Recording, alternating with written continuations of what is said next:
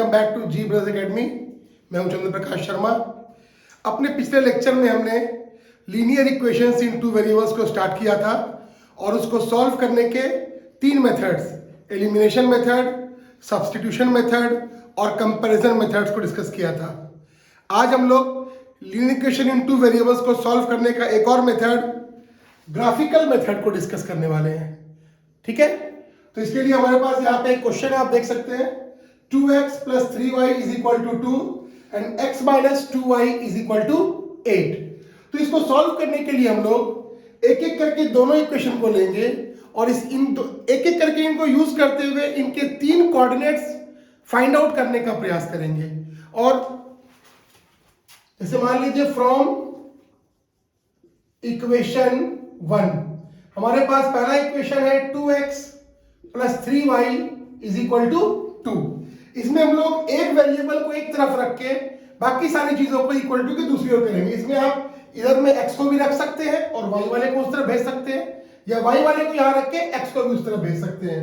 Suppose that मैंने यहां पर 2x को रखा, this became 2 minus 3y and therefore x is equal to 2 minus 3y by 2।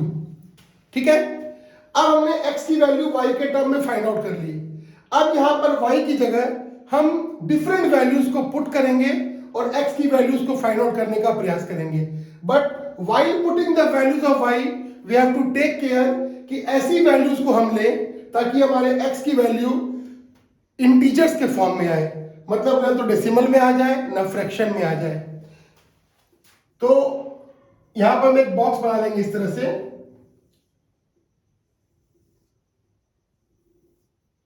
यहां पे हमने लिया x, यहां y और ये हमारे कोऑर्डिनेट्स बनेंगे x y।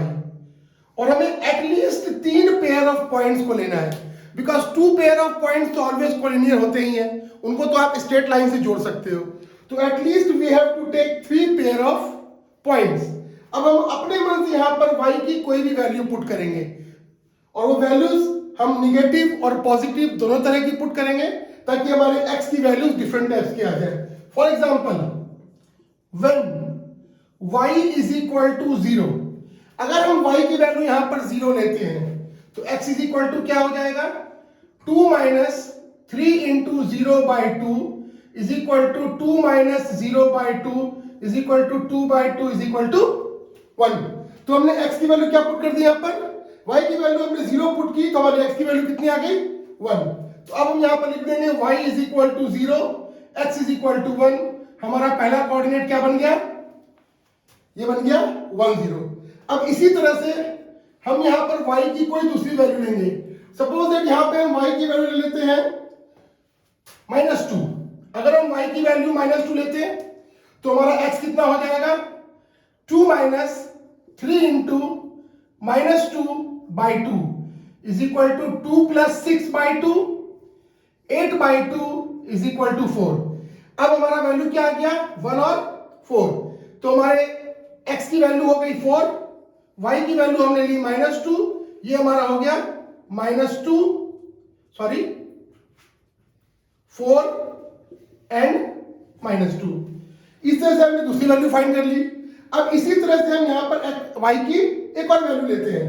अगर हम y की वैल्यू यहां पर मान लीजिए ले लेते हैं 4, अगर हम y की वैल्यू 4 लेते हैं when y is equal to 4, x is equal to क्या हो जाएगा, 2 minus 3 into 4 by 2 is equal to 2 minus 12 by 2 is equal to minus 10 by 2 is equal to -5। हमारे x की वैल्यू कितनी आ गई, -5। ये हो गया -5 and 4।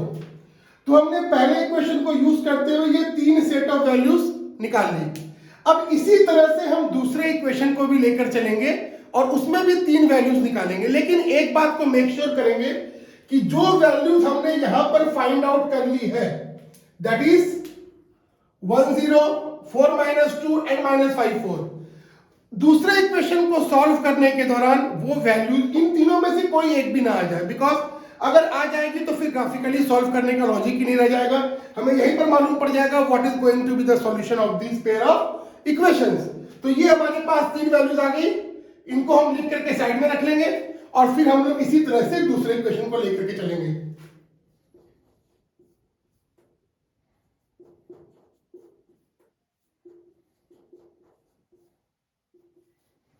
ठीक है, तो हमने इन तीन वैल्यूज को नोट कर लिया, बिकॉज जब दोबारा हम पॉइंट्स को प्लॉट करेंगे तो ये प्लॉट करने में काम आएगा।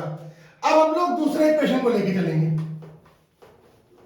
और दूसरे इक्वेशन से नोट करने के दौरान हम लोग अपने पॉइंट्स जो हमने नोट किए उसको लेके चलते रहेंगे ताकि सेम पॉइंट्स ना आ जाए। ठीक है, अब from equation 2 now, from 2 x minus 2y is equal to 8, therefore x is equal to 8 plus 2y। अब यहां पर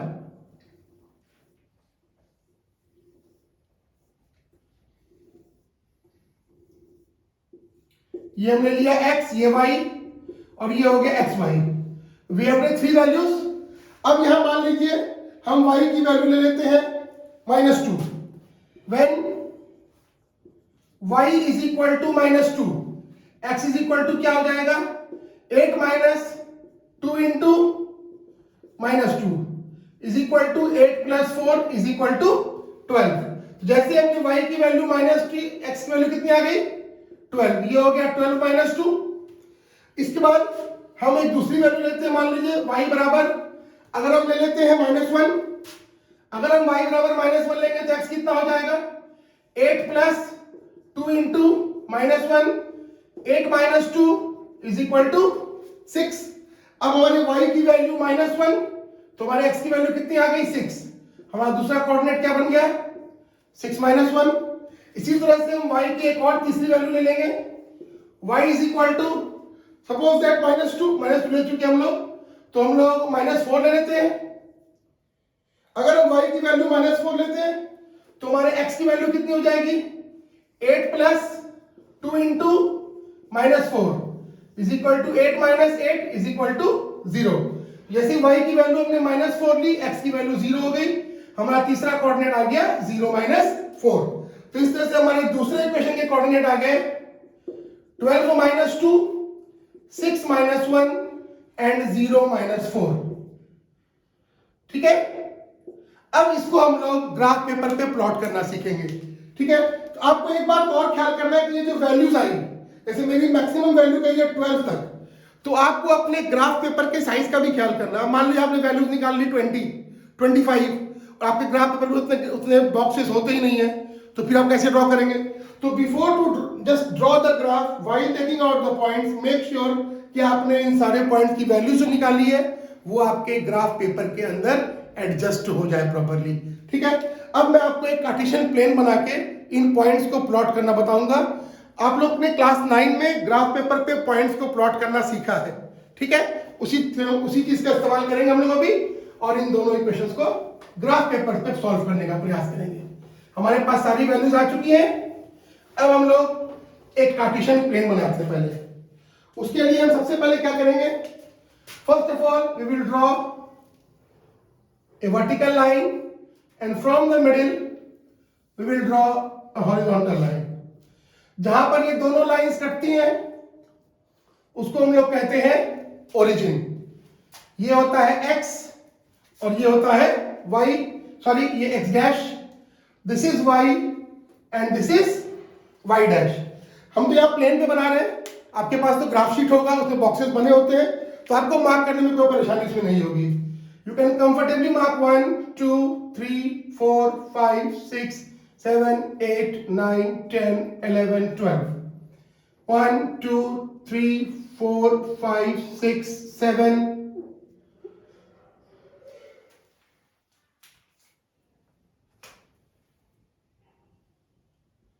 Let's see, हमको जहां तक जरूरत पड़ेगी उसको हम एक्सटेंड कर लेंगे। Now this is x dash। चलिए, इसके बाद इधर भी 1, 2, 3, 4, 5, 6, 7, 8। 1, 2, 3, 4, 5, 6, 7। ओरिजिन से अपने राइट साइड में जो वैल्यूज होती है वो सारी की सारी पॉजिटिव होती है, ये शायद पता होगा आप लोग को। ओरिजिन से लेफ्ट साइड में जो एक्स एक्सिस वैल्यूज होती है वो निगेटिव में होती है। ठीक है। ये ओरिजिन से डाउन जब y की ओर जाते हैं तो ये वैल्यूज निगेटिव में होती है, और ओरिजिन से जब ऊपर की ओर जाते हैं तो ये वैल्यूज पॉजिटिव में होती है। ठीक है, मैं आपको ये पूरा तो नहीं बना के बताऊंगा, बट मैं आपको एक पॉइंट प्लॉट करना बता रहा हूं। अब जैसे हमारा पहला इक्वेशन था, उसमें हमारी वैल्यूज थी 1 एंड 0। तो 1 एंड 0 मींस x एक्सिस पर 1 और y एक्सिस पर 0। तो यहां पर देखिए, आपको ये पता होगा कि x एक्सिस पर y कोऑर्डिनेट की वैल्यू 0 होती है। तो जिस पॉइंट का y कोऑर्डिनेट 0 होगा, मतलब वो पॉइंट किस एक्सिस पर आएगा? वो पॉइंट x एक्सिस पर आएगा। तो हमारे पहले पॉइंट की जो कोऑर्डिनेट्स है वो है 1 एंड 0। यहां पर y कोऑर्डिनेट 0 है तो ये x एक्सिस पर आएगा। तो just this will be our 1 0। ये जो पॉइंट होगा हमारा, ये होगा 1 0। इसको हम ऐसे मार्क कर देंगे। दूसरा पॉइंट था हमारा 4 and -2। 4 and -2, here is 4 and here is -2। तो 4 -2 will be this point 4 and -2। और तीसरा हमारा -5 and 4, here is -5 and here is 4। तो ये 4 और ये -5, जहां पर जाकर के ये तीनों मैच करेंगे, दोनों मैच करेंगे, ये हमारा हो जाएगा -5 एंड 4। और आप जब इन तीनों को स्ट्रेट लाइन से मिलाएंगे तो आप देखेंगे कि ये एक स्ट्रेट लाइन से मिल जाएगा। तो इन दिस वे हमने पहले इक्वेशन का एक ग्राफ लाइन बना दिया। इन द सेम वे हम लोग दूसरे इक्वेशन के पॉइंट्स को भी प्लॉट करेंगे, और वो दोनों ग्राफ की लाइन, सपोज मैंने इसे ड्रॉ किया। अब अगर ये दोनों ग्राफ की लाइंस जिस पॉइंट पर आकर के इंटरसेक्ट करेंगे, उस पॉइंट से आप x एक्सिस की ओर बढ़िएगा और उसी पॉइंट से आप y एक्सिस की ओर बढ़ेंगे, तो उस पॉइंट के जो कोऑर्डिनेट्स होंगे x और y के, वो आपके पेयर ऑफ लीनियर इक्वेशंस का सॉल्यूशन होगा। जो x कोऑर्डिनेट की वैल्यू आएगी वो आपके x वेरिएबल की वैल्यू होगी, और जो y कोऑर्डिनेट की वैल्यू आएगी वो आपके y वेरिएबल की वैल्यू होगी। ठीक है, तो ये मेथड है linear equation in two variables को सॉल्व करने का। इसमें सबसे पहले आपको दोनों इक्वेशन के 3 कोऑर्डिनेट्स फाइंड करने होते हैं, फिर उसको कार्टेशियन प्लेन पे प्लॉट करेंगे।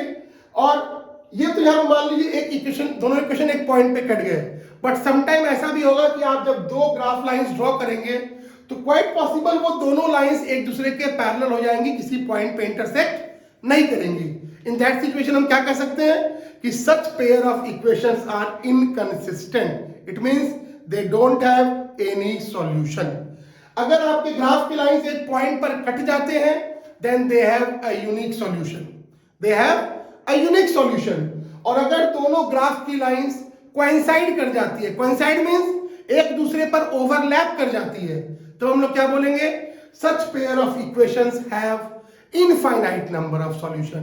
मतलब लीनियर इक्वेशन, जैसे मैंने आपको पिछले लेक्चर में बताया था, पेयर ऑफ लीनियर इक्वेशंस दो तरह के होते हैं, कंसिस्टेंट एंड इनकंसिस्टेंट। इनकंसिस्टेंट वो होंगे जिनका कोई सॉल्यूशन नहीं होता।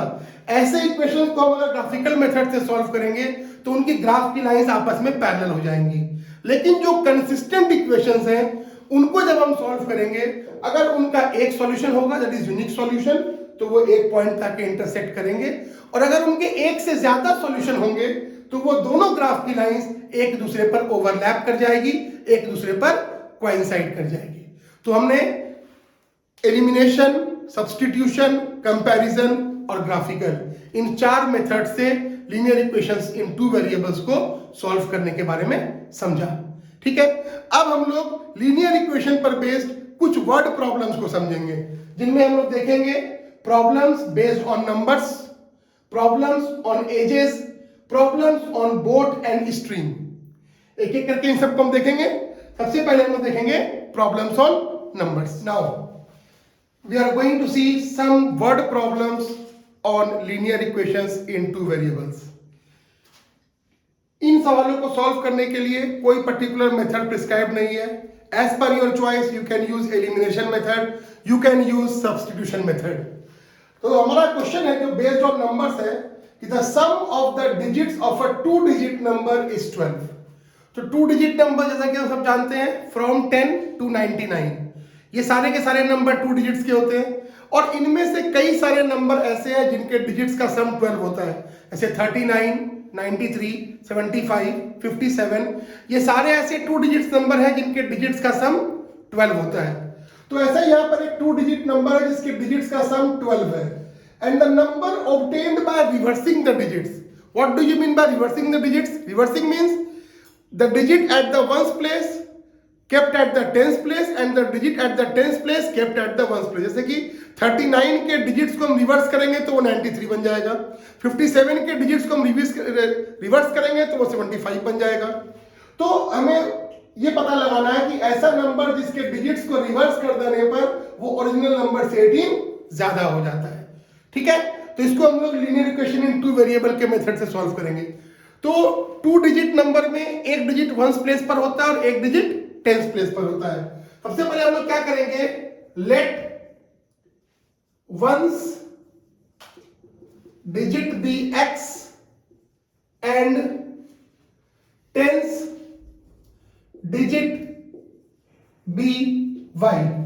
तो देयरफॉर 2 डिजिट नंबर क्या हो जाएगा हमारा, जब भी हम कोई 2 डिजिट नंबर फ्रेम करते हैं तो क्या करते हैं, टेंस प्लेस वाले डिजिट को 10 से मल्टीप्लाई करते हैं, वंस प्लेस वाले डिजिट को 1 से मल्टीप्लाई करते हैं और दोनों की वैल्यूज को ऐड कर देते हैं। तो यहां हमारे टेंस प्लेस पर कौन सा डिजिट है, y, उसको हमने 10 से मल्टीप्लाई कर दिया। वंस प्लेस पर कौन सा डिजिट है, x, उसको हमने 1 से मल्टीप्लाई कर दिया और दोनों को हमने ऐड कर दिया, तो ये बन गया हमारा 2 डिजिट नंबर। लेकिन अब क्वेश्चन में क्या बोला गया, इन डिजिट्स को रिवर्स कर देना है। तो according to question digits are reversed, according to question the digits are reversed. तो देयरफॉर अब हमारा वंस डिजिट क्या हो जाएगा, अब हमारा वंस डिजिट हो जाएगा y और हमारा टेंस डिजिट हो जाएगा x। तो देयरफॉर न्यू नंबर क्या हो जाएगा हमारा, फिर वही प्रोसेस लगाएंगे, टेंस वाले डिजिट को 10 से मल्टीप्लाई, वंस वाले डिजिट को 1 से मल्टीप्लाई और दोनों को ऐड कर देंगे, तो ये हमारा बन गया नया 2 डिजिट नंबर। ये हमारा ओरिजिनल 2 डिजिट नंबर था, ये हमारा न्यू 2 डिजिट नंबर है। और हमारे क्वेश्चन में इन्हीं दोनों नंबर्स के बीच कुछ रिलेशन कहा गया है, ये हमारा ओरिजिनल नंबर और ये हमारा new number form by reversing the digit. आइए देखते क्या बोलता है कि the number obtained by reversing the digit, this is the number obtained by reversing the digits, this number is greater than the original number by 18। that means ये जो number है इस वाले नंबर से 18 ज्यादा है। तो ये तो पहले से ही 18 ज्यादा है, तो हम लोग क्या करेंगे, इस वाले में 18 ऐड कर देंगे ताकि ये दोनों क्या हो जाए, इक्वल हो जाए। हमें अल्टीमेटली इक्वल करना है। लोग जो जनरली मिस्टेक करते हैं कि ये इसमें एक्सीड लिखा, इसी में 18 जोड़ देते हैं। ये तो पहले से ही 18 ज्यादा है, इसमें अगर 18 और ऐड कर देंगे दोनों इक्वल कहां रहेंगे, ये तो और बड़ा बन जाएगा। तो this number exceeds the original number by 18, तो हम लोग इस नंबर में 18 ऐड करेंगे, दोनों क्या हो जाएंगे अब, इक्वल। अब हम लोग इसको सॉल्व कर लेते हैं। अच्छा, एक चीज और यहां पर हमने मिस कर दी कि दोनों डिजिट्स का सम क्या दिया था बाबू, दोनों डिजिट्स का सम दिया हुआ था 12। The sum of both the digits was given 12। तो therefore x is equal to क्या हो जाएगा हमारा 12 minus y, और we can take y is equal to 12 minus x। क्योंकि देखिए हमारे इक्वेशन में यहाँ 2 वेरिएबल आ गए हैं, तो जब तक हम पूरे इक्वेशन को सिंगल वेरिएबल में कन्वर्ट नहीं करेंगे तो वैल्यू फाइंड आउट करने में प्रॉब्लम होगी। तो यहाँ पर देखिए 10y plus x plus 18 is equal to 10x plus y i। अब हम लोग कर लेते हैं 10y minus y is equal to 10x minus x minus 18।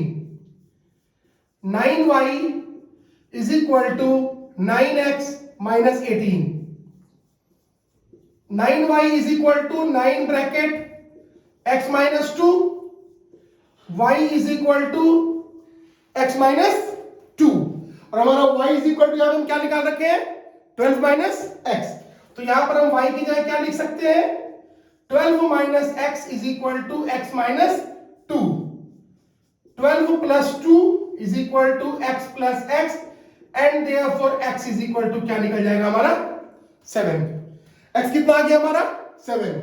अब अगर हमारा x 7 आया तो y कितना होगा, therefore y is equal to 12 minus x, 12 minus 7 is equal to 5। अब हमारे पास x की वैल्यू भी आ गई, हमारे पास y की वैल्यू भी आ गई। तो देयरफॉर हमें निकालने क्या बोला क्वेश्चन में, हमें बोला गया है फाइंड द नंबर। तो हमारा नंबर क्या होगा हमारा नंबर है 10y plus x is equal to 10 into 5 plus 7 that is 50 plus 7 is equal to 57।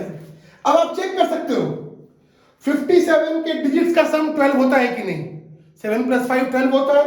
अगर 57 के डिजिट्स को हम रिवर्स करते हैं तो क्या बन जाता है ये 75। और आप देखिए 57 और 75 में 18 का डिफरेंस है। ठीक है, तो हमारे क्वेश्चंस की सारी कंडीशन फुलफिल हो गई। हमारा 2 डिजिट का नंबर बन गया, उसके डिजिट का सम 12 भी है और रिवर्स नंबर जो है ओरिजिनल नंबर से 18 ज्यादा है। तो इस तरह से इसी तरह के सवाल होते हैं प्रॉब्लम्स ऑन नंबर्स। नाउ अब हम लोग देखेंगे a problem based on edges.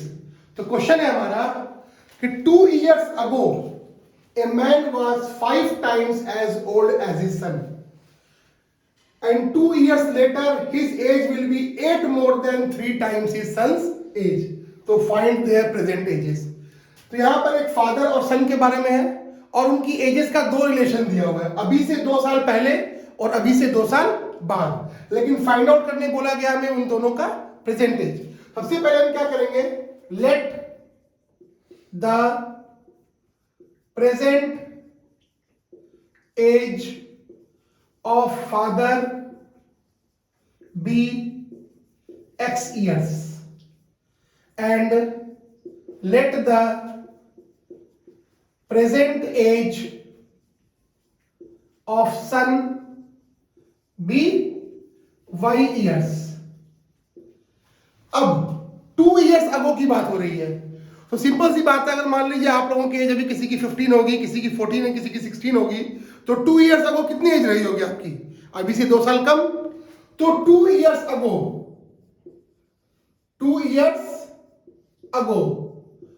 what would have been the father's age? Father's age is equal to x minus 2 years and son's age y minus 2 years। अब 2 साल पहले इन दोनों की एजेस के बीच कुछ रिलेशन दिया हुआ है कि man was 5 times as old as his son. तो हम एक काम करते हैं, एक तरफ फादर की एज को लिख लेते हैं और एक तरफ सन की एज को लिख लेते हैं। क्या कहा गया क्वेश्चन में कि ये फादर जो है ये अपने सन की एज के 5 टाइम्स हैं। तो फादर तो ऑलरेडी 5 टाइम्स है, तो हम लोग अगर सन की एज को 5 से मल्टीप्लाई कर दे तो दोनों की एज क्या हो जाएगी? इक्वल हो जाएगी। अब हम लोग यहां लिख सकते हैं x minus 2 is equal to 5y minus 10 and x minus 5y is equal to minus 10 plus 2 and therefore x minus 5y is equal to minus 8। इसको हम मान सकते हैं इक्वेशन नंबर 1। नाउ साथ में अब क्या कहा गया 2 years later। 2 years later means अभी से 2 साल के बाद। So what will be the father's age? After 2 years father's age will be x plus 2 and what will be the son's age? It will be y plus 2 and again a condition is given that after 2 years his age, that means the father's age will be 8 more than 3 times the son's age। तो पहले तो हम सन की as को 3 से multiply कर लिए।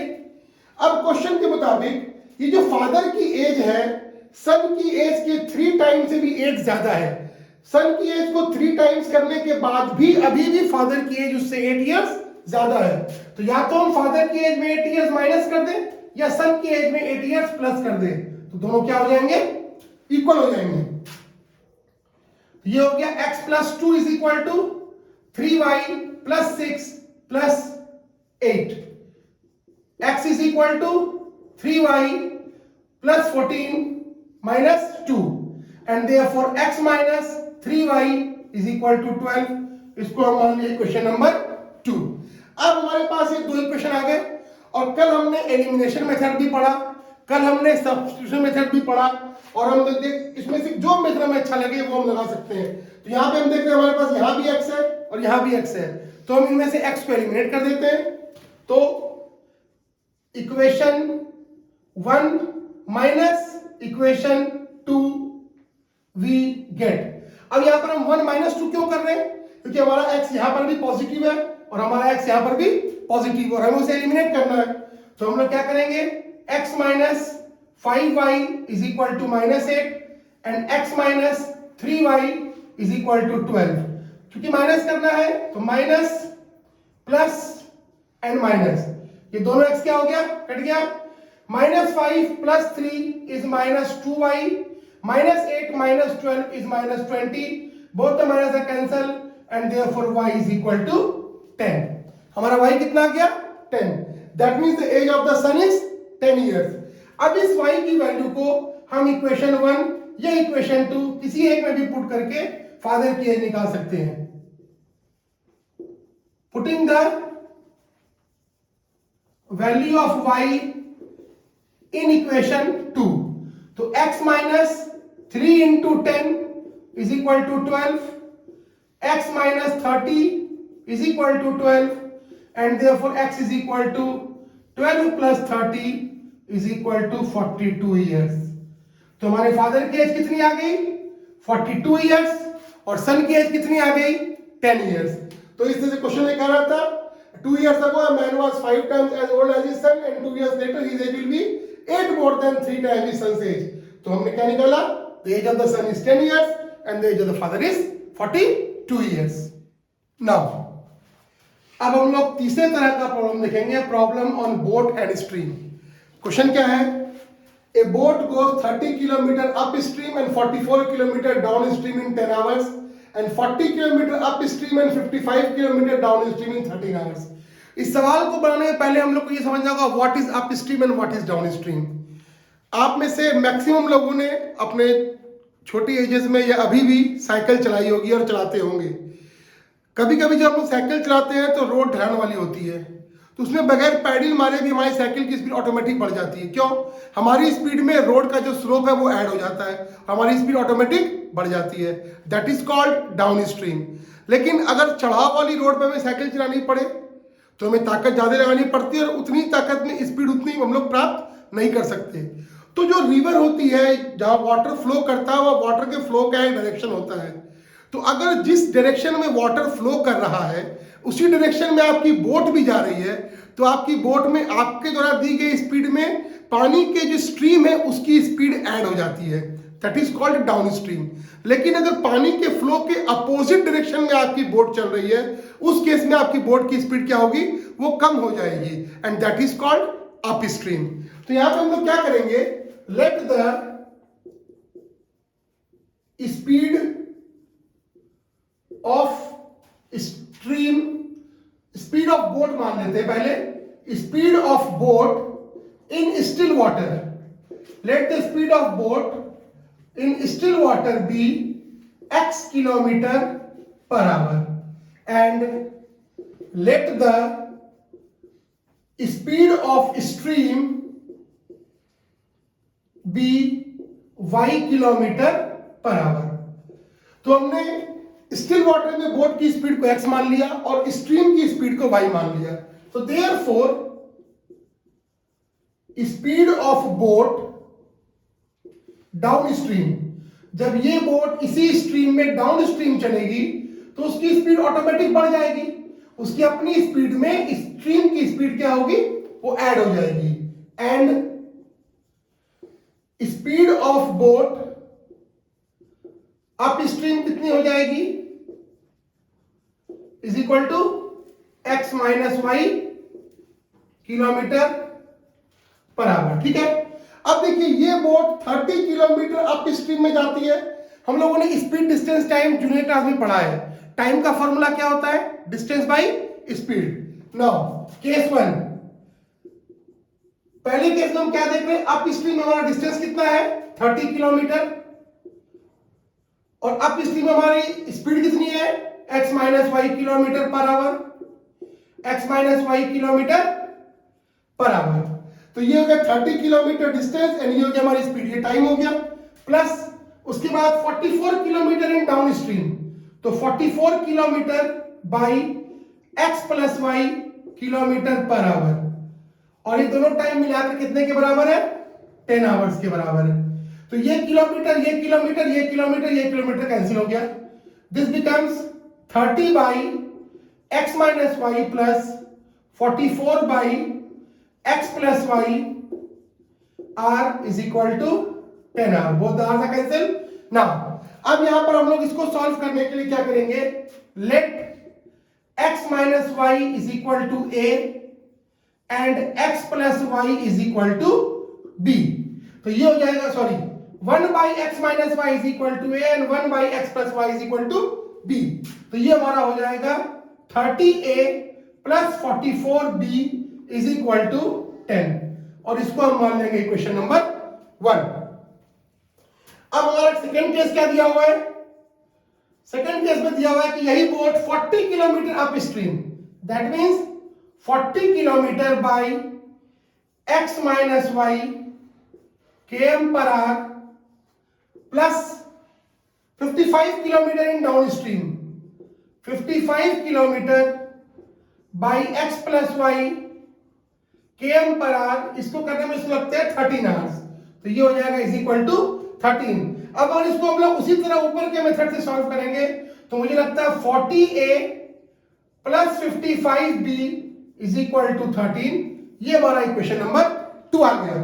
अब इन दोनों इक्वेशंस को हम लोग एलिमिनेशन या सब्स्टिट्यूशन मेथड से सॉल्व करके ए और बी की वैल्यू फाइंड करेंगे और फिर उस ए और बी की वैल्यू की मदद से हम लोग एक्स और वाई की वैल्यू फाइंड करने का प्रयास करेंगे. तो इस सवाल को मैं यहां तक बना के आपके लिए एज होमवर्क छोड़ रहा हूं. इसके आगे आप इसे कंटिन्यू करेंगे और उसके बाद अगर आपको कोई डाउट्स होगा तो आप कमेंट बॉक्स में लिख के मुझसे पूछ सकते हैं. इस तरह के और भी सवालों को आप प्रयास कीजिएगा, कोशिश कीजिएगा. जो सवाल आपको प्रॉब्लम आए आप मुझे कमेंट में लिख सकते हैं.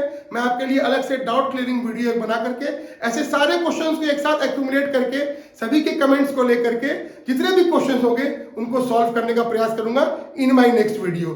तो इन 2 लेक्चर्स में मैंने अपने तरफ से आपको लीनियर इक्वेशन के अलग अलग तरह के सवालों को सॉल्व करके दिखाने का प्रयास किया. ठीक है, तो आगे आपको जो भी डाउट्स हो आप मुझे जरूर बताइएगा. ठीक है, and now I wish you all a very happy Republic day. Take very good care of yourself. Let's meet in our next lecture. Thank you so much.